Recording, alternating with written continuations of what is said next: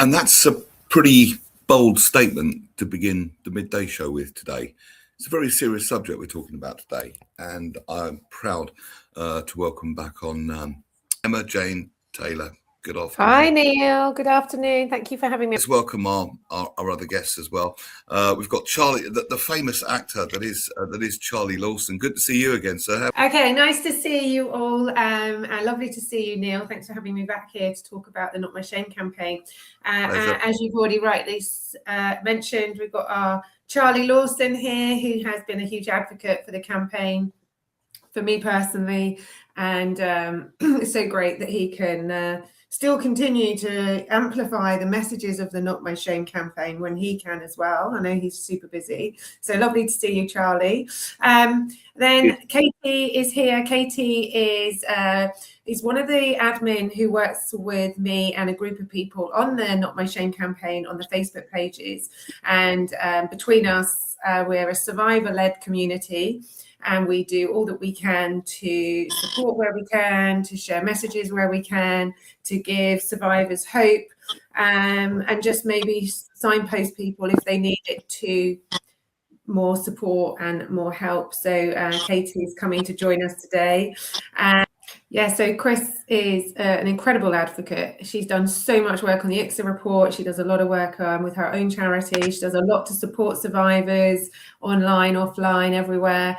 Over and above, I'm sure she's exhausted most weeks by everything that she does as well. So, and she has supported me in my work in the campaign as well. So it's great to sort of have Chris here because obviously, again, a timely conversation with everything that's going on around the world with child sexual abuse. So that's everyone here in the room with us, Neil.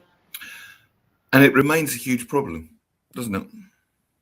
It really does. And I think, if I was to measure where I am today, as to where I was maybe 8 years ago, I'm definitely having far more constructive conversations with people in my own world about child sexual abuse, about the really importance of safeguarding and the increased risk at all levels when you look at the 90-10 statistic of child sexual abuse. So I can definitely see a change with the Not My Shame campaign.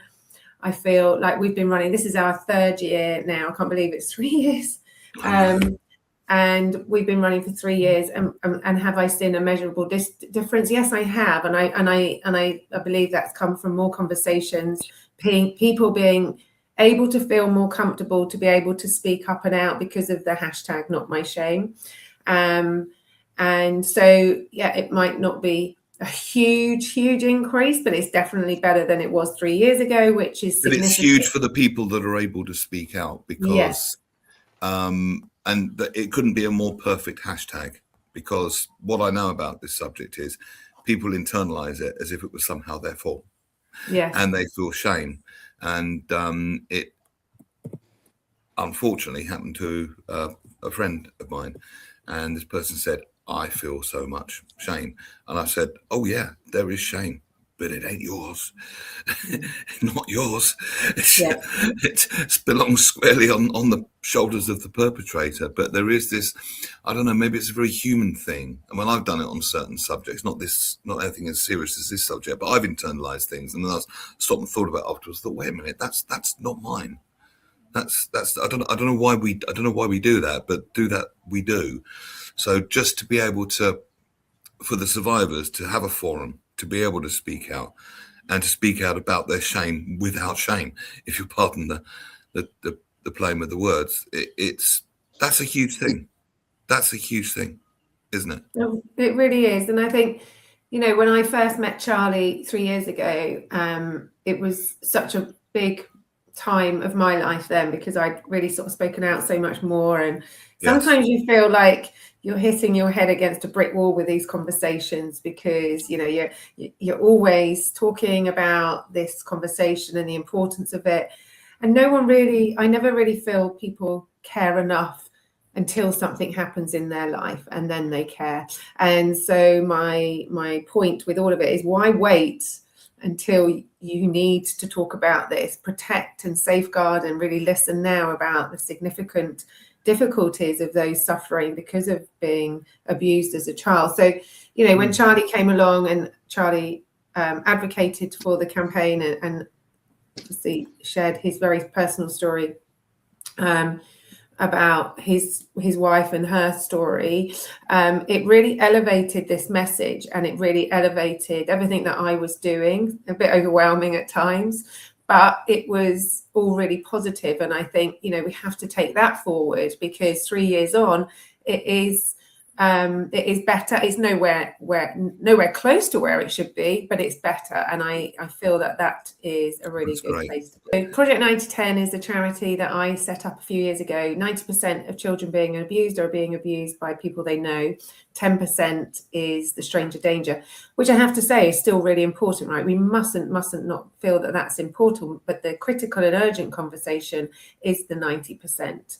And that's where we're doing lots of work around safeguarding with children, with safeguarding procedures, and doing what we can to elevate the seriousness of risk at you know, wherever you are working with children. So that's what we're doing. That is the stat. We move forward every year, like we do with the campaign NotMyShame, and we move forward with people like Chris from Survivors of Abuse and other charities doing great work out there. So I feel like everybody, well, in my world, I feel like people are collaborating better, and that's really important, because you can't be lone rangers on these conversations. They're too big. And so you do need to make sure you've got a community around you. And that's where I feel without a doubt, because anything like this, anything even vaguely to do with mental health, if you're experiencing it, a part of one of the symptoms is you feel like you're completely alone. You feel like you're the only one. So just feeling like you're not, that's a massive relief in and of itself. And then to have a supportive, you know, to feel that people really have got your back. I mean, this is a serious subject, and what it is really a serious subject. And I think, you know, as a survivor, Chris is a survivor as well. You know, when your profile is going out there more and more and more, your profile's raising. Unfortunately, so do the people who aren't really supportive of these conversations. And, you know, you have to ignore that to keep going, right? Because, you know, who would not be supportive of a conversation like this? Why? Exactly that, Neil. Who?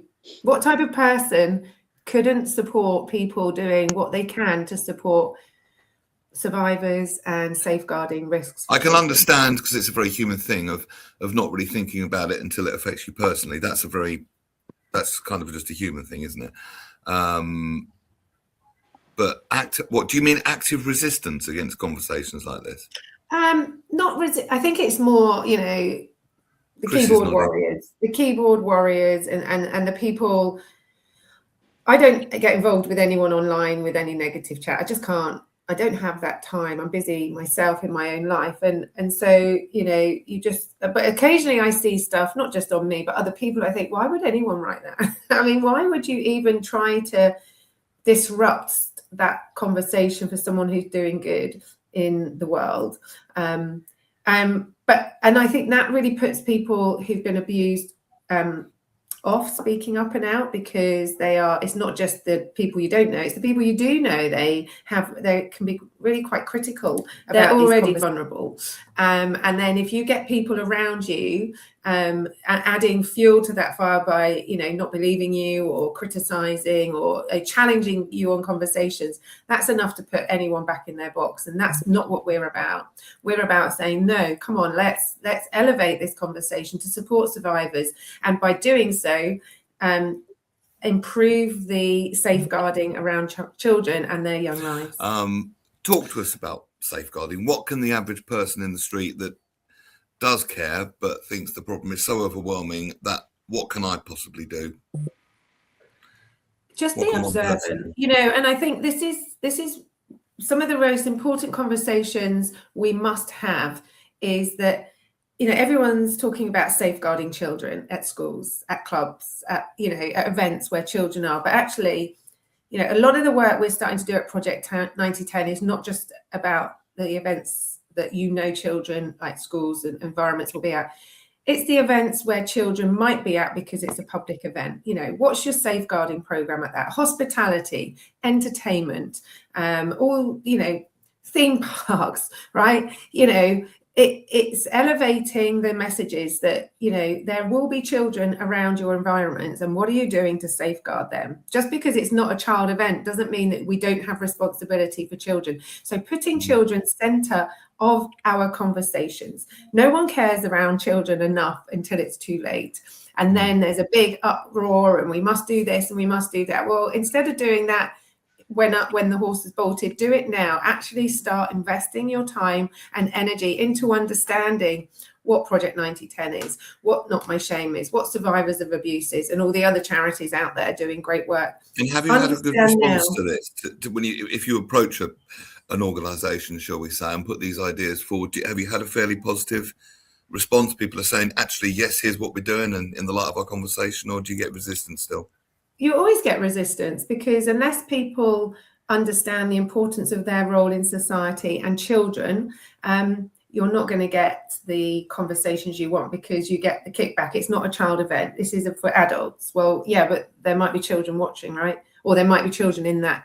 So this isn't about saying, you've got to follow this rule or this ICSA report or this, that, and the other. If you've got an adult event where children might be smart, be wise. What is your safeguarding? Acknowledge that children might be there, and then that already improves their risk and lowers the risk for them. It's 2026. You'd think human beings would be past this now. You'd think we'd all be evolved enough, enlightened enough that this couldn't happen anymore. And I do not, and I've never been able to get my head around it.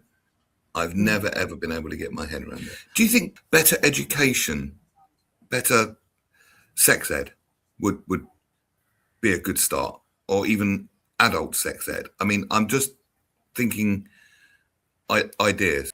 Right. So it's important that we always do age appropriate education and awareness, but it needs to be around healthy boundaries, and it needs to be about consent, and it needs to be what is appropriate to what organisation or environment that children and young people are hearing. Absolutely. And I should have preceded that question by using the phrase age appropriate. Of course, age appropriate. But yeah. But equally, Neil, I think there's many adults within our society that need this education, especially those that potentially don't have the same culture and background as we do, with the laws that we have in England and Wales, for example. So there is a lot more abuse being perpetrated where the defence is, well, I didn't know. And for me, it doesn't matter who you are, where you come from. The law of the land is children under the age of 16 and some vulnerable young adults, they cannot consent no matter what. So we should be upholding the law that we do have in this country. And if you say it's people from other countries, surely they have laws in their own country. Not just other people in other countries. It can be people that have been born and bred here as well. And people don't know that the age of consent is 16. Or they would like to argue it in a defence in a court of law. So we need some basic societal education, number one. And then once we know that everybody has that education, you'd like to think that we all do have that knowledge and education, but then there is no backing out of, well, I didn't know. Well, you do know, because like the seatbelt, you know you need to wear a seatbelt. So you know that children under the age of 16 cannot consent. So if you are perpetrating abuse, there are consequences.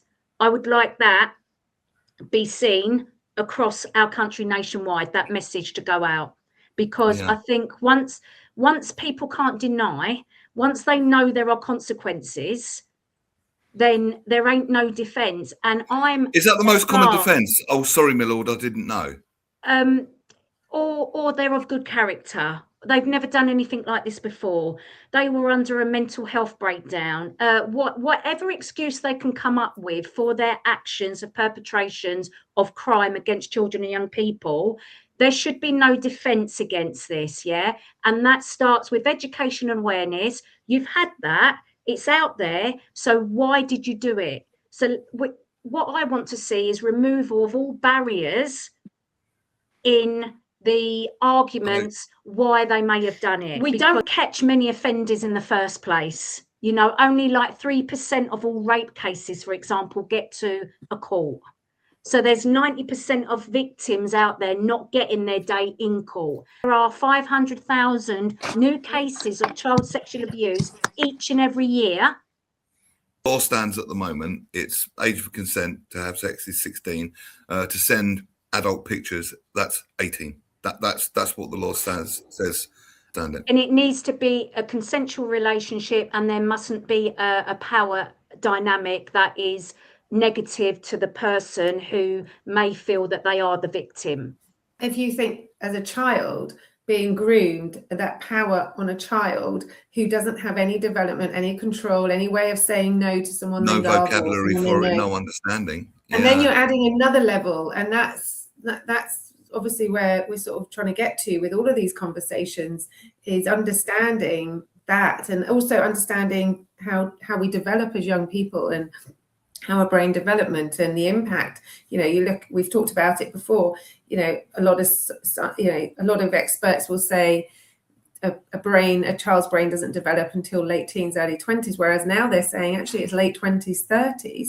So, you know, you've got these children who you're allowing to consent for things at 16, 18, they're still not fully developed. Is 16 too young?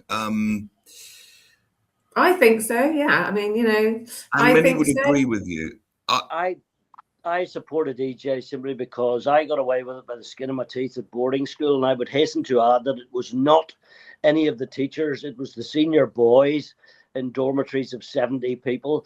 And that still goes on in boarding schools in Northern Ireland.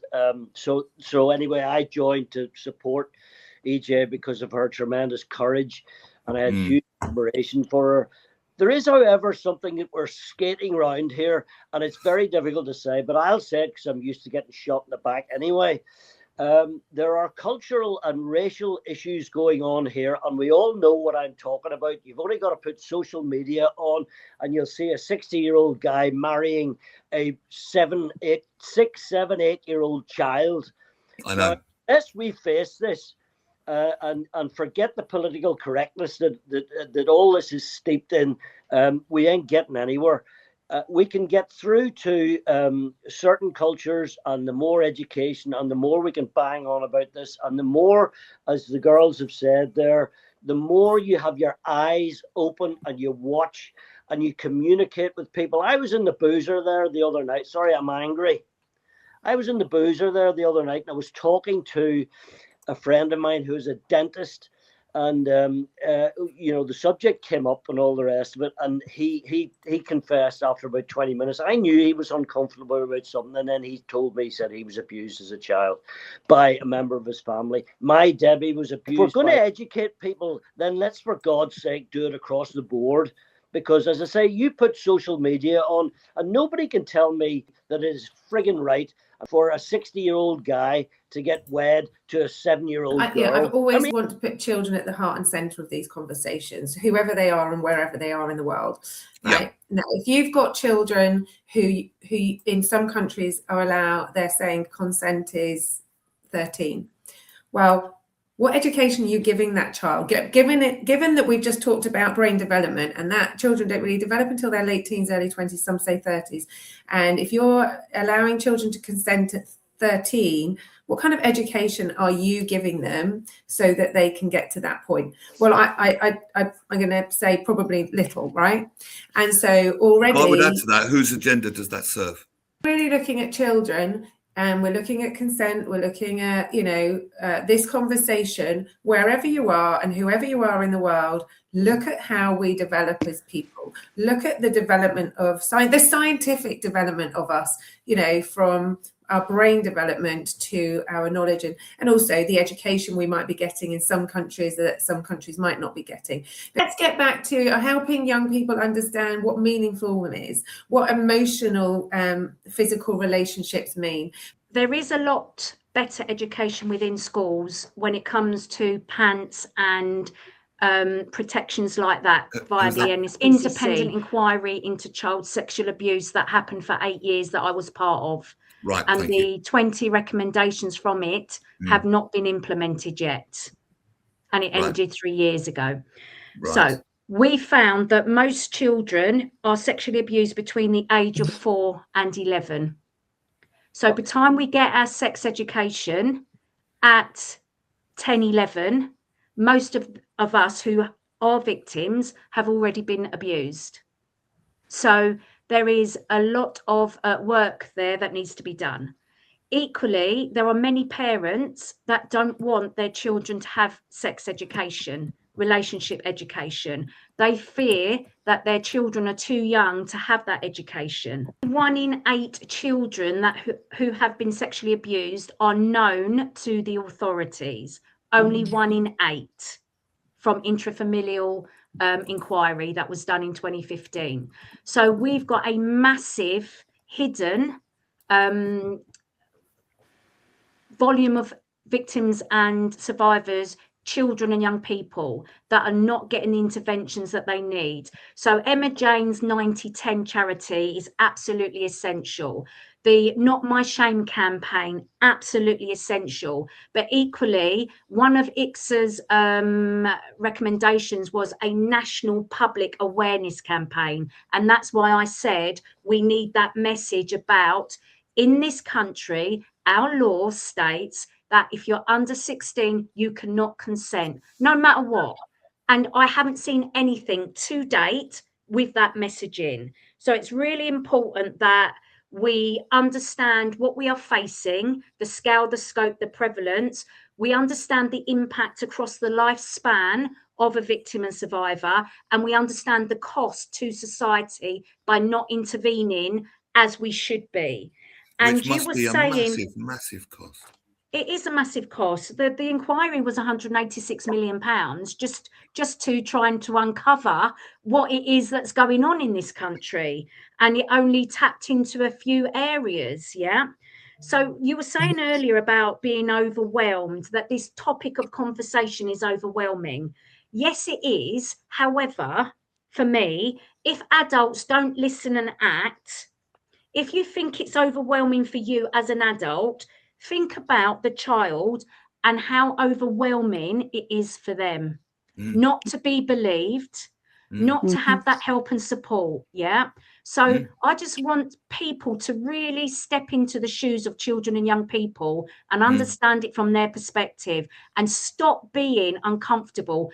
Get bloody comfortable with the uncomfortable is my message. Katy, let's hear from you. How did you get involved with this wonderful Hi, afternoon, everybody. So I first met EJ literally the day the verdict came back against a family member who unfortunately sexually abused me at a very early age.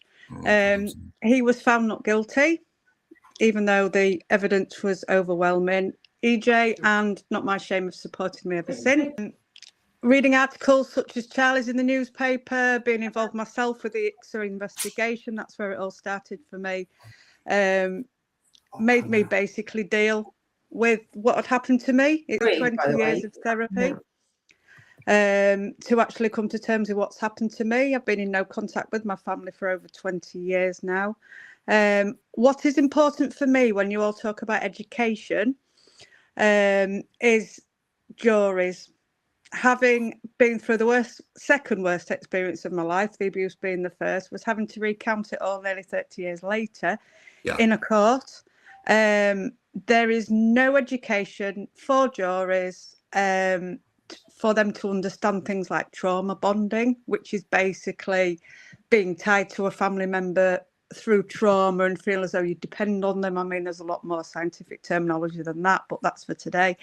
There's a lot of things out there that are basically, when you walk into that courtroom as a victim, as a survivor, you are going against it before you even open your mouth, really, from my experience. A good way to describe trauma bonding is yes, put in layman's terms, and please correct me if I'm in any way wrong here, but it's because people who aren't involved, observers will go, why didn't you just walk away? Why didn't you just report them? Why that?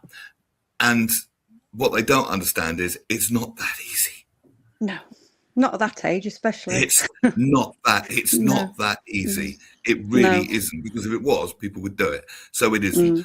Why? And it is this thing called trauma bonding. That would perhaps explain that term. Is that a fair assessment? Yeah. There's just so much to do, everything that's been said so far in terms of culturally, educationally within schools, legally, just conversations in pubs. It's not just one thing that we as an organisation should be doing. It needs to be discussed into so many different levels of society. And not wait for the next scandal when we all throw our hands up in horror. Absolutely. And then when the horse has bolted, but then it just keeps repeating. We haven't got to the root of it, have we? It's just. I firmly believe that people do not want to admit or believe that these things happen. Yes, it's all a bit. It's all a bit sweep it under the carpet. Let's pretend it didn't happen. That couldn't happen in our family. You know, that kind of vibe. Absolutely. Yeah. Dr. Asa is agreeing with what you very passionately said, Chris, as do I.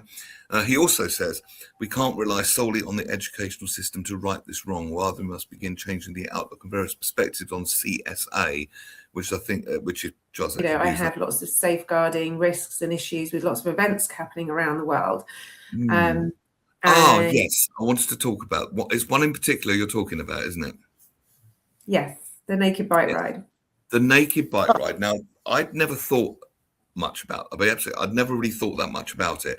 In fact, I'd never thought about it in these terms before until I started seeing your campaigning on it. And that made me rethink it. To me, it was just, well, that's just weird. Do I want anything? Would I want to do that? No. And then I would sort of dismiss it. But you're saying it's basically like a pick and mix for predators, isn't it? I mean, pretty much. And that made me really rethink it. What's your thoughts, Charlie, Chris, Katy, on the naked bike ride? I'd never thought about it in those terms before. It just seems silly to me more than anything else. Yeah, I mean, the thing for me is it's just self-indulgent, stupid nonsense. But then if you look into it, it's effectively well, I wouldn't say directly, but it's not discouraging anything. It's trying to be wonderfully, lovely, neutral, and it's all about nature. Bullshit. It's just encouraging people to misbehave, in my opinion, and it's just silly bloody nonsense apart from anything else. But I'm sure Emma Jane will be able to enlighten us. Well, certainly me. Go on ahead, kid. Tell me what you're feeling. Yeah, I was saying you've been campaigning, just at the point you froze, you've been campaigning vigorously on it, and reading what you said about it was made me rethink. The only caveat I had when I was sort of debating it with myself is we wouldn't want to put the message out that bodies are shameful in and of themselves, but that's not what you're saying. And I think, I think my point to all of this is, look, first of all, I am all for empowering our bodies. I mean, I think that's really important part of who I am. I'm not opposed to nudity. I understand the importance of body empowerment. But there are also appropriate places for nudity, public streets, children's play parks, mixed age environments are just not it. And if we go back half an hour where I was saying, that safeguarding children doesn't just happen at school, it doesn't just happen after school events, and it also happens at hospitality, in entertainment, in events such as these. So I've also seen the pictures, the videos, the conversations, and a lot of it for me was pointing to serious safeguarding risks. I then looked into it and I saw that it had been going for 20 years. And I thought, well, I've only just heard of this. This was a year ago. So I must live under a rock. But however, lots of people then were like, actually, we've never heard of it.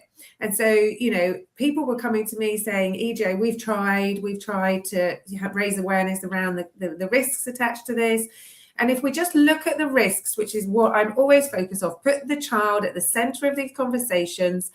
Is it safe to reduce the boundaries around nakedness and blur those lines? No, because actually once you start blurring those lines, that's where predators exist from, right? Blurred environments. And so if you've got a child who is, already feeling safe in a naked environment, that's a very easy move for anybody, whoever you are around the world, to manipulate, to abuse. And so that's the thing. I mean, if you wanted to do something awful like that, you're going to go where it's easily and done. then you look at the event, right? And I've looked at it in quite a lot of detail. There's no participant registration, there's no ID checks, there's no DBS checks.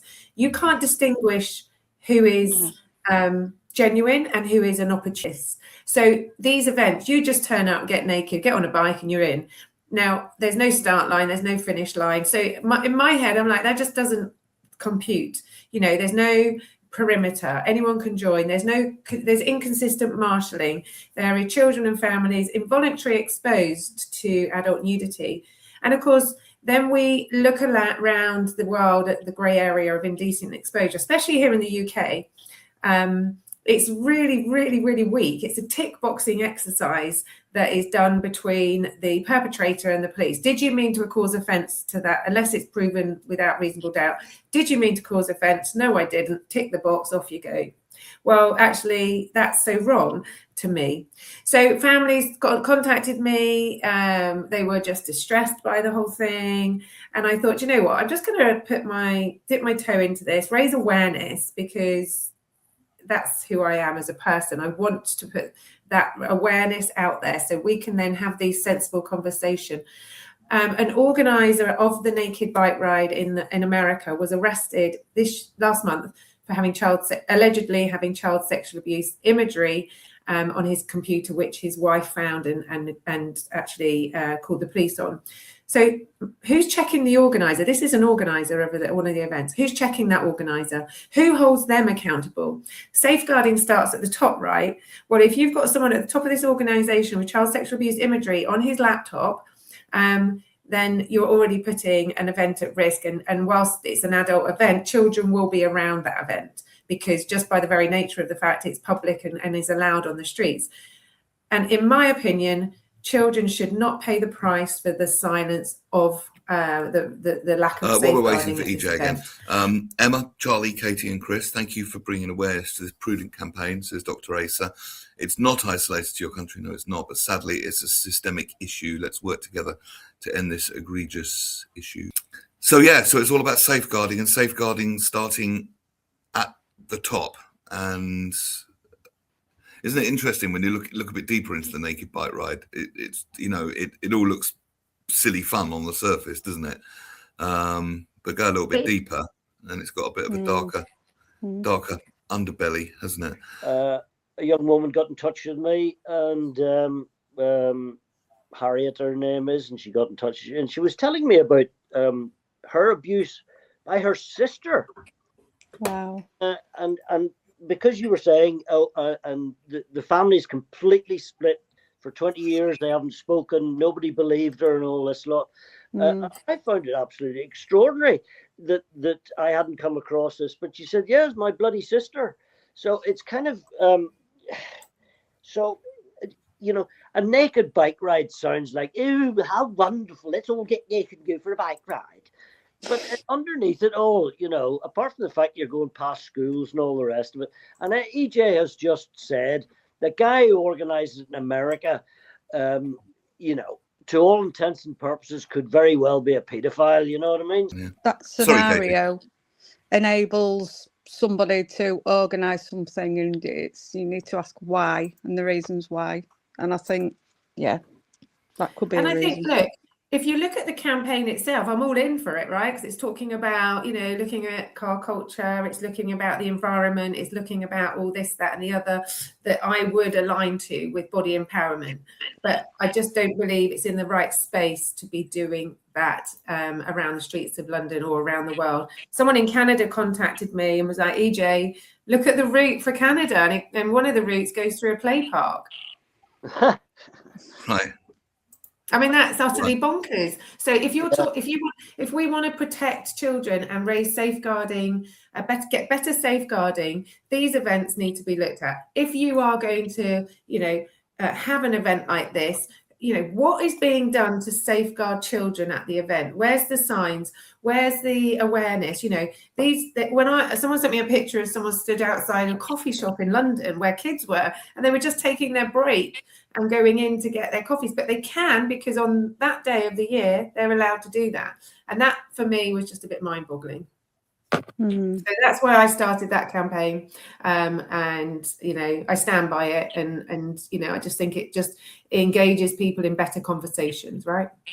And I think that's right, and I think it's really important that we've said that you're not against nudity and body, and you are for body empowerment. That's not your message at all, and that was the only kind of thing that maybe stopped and think, hang on a minute, but you've now you've said that, and I kind of got that vibe anyway. But I just wanted to bring that out into the open. Everything I do is, obviously I support survivors, but everything I do with the work that I do in the volunteer role, from my charity to the campaigning, is with a child sitting at the centre of it. And is it right? And I think that's been the most powerful message all through this conversation. Is put the children first, child-centric. Put the child first. Put the child first, and that would be my key takeaway, I think, from the show. Is there anything else before we go that anybody wants to? Any other points you want to raise? We're not strictly limited for time. If we go over a bit, that's absolutely fine. Chris, what do you want to say? Can I just say about the Not My Shame, because obviously we are here to talk about that as well. So the Not My Shame campaign was launched 3 years ago, and with the purpose, I put my T-shirt on, I'm not afraid to say I was sexually abused as a child. I was just a child. It's not my shame. That's how Charlie and I connected, and then a whole heap of other people. That's how the campaign started. Lynn Cole was one of the first person who joined me wearing her T-shirt, and I met Katy and others. And so the campaign's grown and grown. Obviously, we all have limited time and resources to do what we do. But at this time of the year, we just come in for that one day to go, right, let's speak to you, Neil. Let's raise awareness. And what does that mean? Well, that means all sorts of wonderful things for us as a campaign. We can get messages out. So how we can encourage people to acknowledge the day in their way, whether you want to wear a T-shirt, whether you want, this year we're inviting people to wear a white ribbon. We did have them printed as well, but this year we've just made it much more accessible for anyone, wherever you are. Put a white ribbon on to mark the day. Use the hashtag NotMyShame. Tag us in NotMyShame UK across all our social media. So you can simply just acknowledge the day by doing that. You don't have to say whether you're a supporter or whether you're a victim, just that you acknowledge this conversation. You could light a candle all day. There's certainly lots going on. Rock painting. We get together as an admin team to discuss, putting a video out or just making sure we're there and available for all other survivors, really, because it's unbelievable. For survivors, I have to ask the question: is there good treatment now? Is there improvements in, if that's even the right word, treatment for this? Can people be helped to feel good about themselves again? Yes, they can. That's what I wanted to hear. But it needs to be accessible, affordable, or free for some people that haven't the opportunity to work or get an education because they're so impacted. Yeah. Neil, can I just say something about blurring the boundaries? What we're trying to do, right, is better protect children and young people from being abused in the first place. And with things like the naked bike ride, we're blurring the boundaries because we're not allowed to have flashers. There's laws against flashers. There's laws against upskirting. And this is when we're fully clothed, right? Yeah, we've got a day where naked bike riding is allowed. It doesn't fit. And when we're trying to improve safeguarding, like Emma Jane's saying, with all of the work that she does, it almost flies in the face of that. So I don't get it. It's a juxtaposition, isn't it? Yeah. And it doesn't make any sense. It doesn't. When you think about it, because, like you say, we've got laws against upskirting, we've got laws against flashing. So you want to go and do an event like that, go and do it. But just put children's safety ahead of that. And where can people get in touch? so the Not My Shame. The other thing I was trying to say, and my laptop's literally on its way out the window in a minute, is that you could light a candle, you can wear a t-shirt, you can wear a ribbon, you can use the hashtag Not My Shame, you can tag Not My Shame UK, and do anything you can. You can paint rocks. We've got rocks being painted, Not My Shame being shared across the world, and there's just so many wonderful things that people can do if they want to, or maybe they just want to privately acknowledge the day in their own way, and that's fine too. And it's just a day to be able to go, look, let's acknowledge the reality of child sexual abuse, the fact that so many people are struggling, and that they shouldn't, it's not their shame.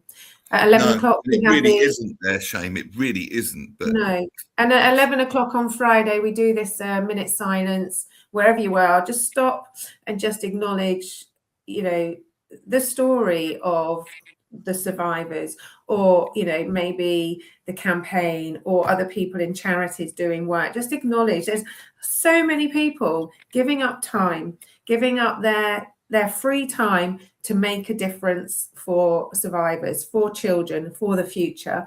Let's just recognize that, and maybe you'll never meet those people, but just recognize that there's good people out there and celebrate them, not pull them down. Well, exactly, and that's a very powerful way to finish. This forum is always open to you, Emma Jane. Anytime you want to be on, you just hit me up on a cheeky text message, and we'll get you on. I'd like to thank all our guests for being on. Charlie, lovely to see you again as well, sir. Thank you so much for being on. God bless you all, and we'll all keep in touch anyway. And lovely. If I was a bit sort of Northern Irish. Katy and Chris, the brave, wonderful work that you're doing, and for coming on the show today. Thank you both so very much. And the founder, Emma Jane Taylor, thank you so much for being on. Good luck with everything. Keep in touch, keep you fully in the loop. If there's anything I can do or the midday show can do, you make sure you let us know about it. And if that is useful,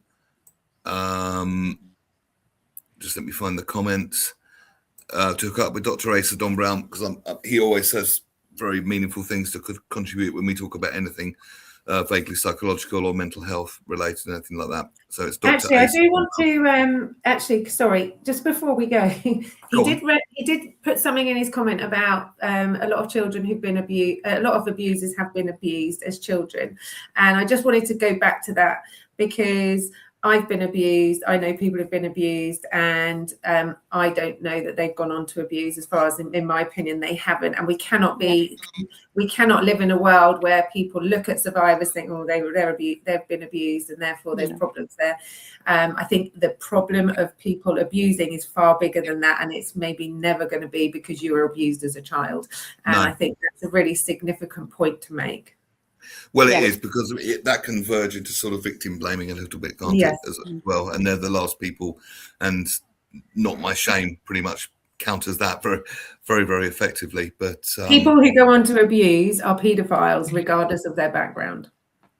Dr. Brown said there is that most abusers have been abused, and that is often correct. But those who have been abused, most of us do not go on to abuse. So there's a myth and reality situation there. Yeah. So you just got to think about it. So many of us that have been abused, we will never abuse, but most abusers, whatever percentage that is of the population, they often have abuse in their background. Does that make sense? Yes, it does. Yeah, and I'm glad we got that clear. Thank you all so much for being on. I'm going to do one more quick showing of the t-shirt, which EJ asked me to wear. Absolute pleasure.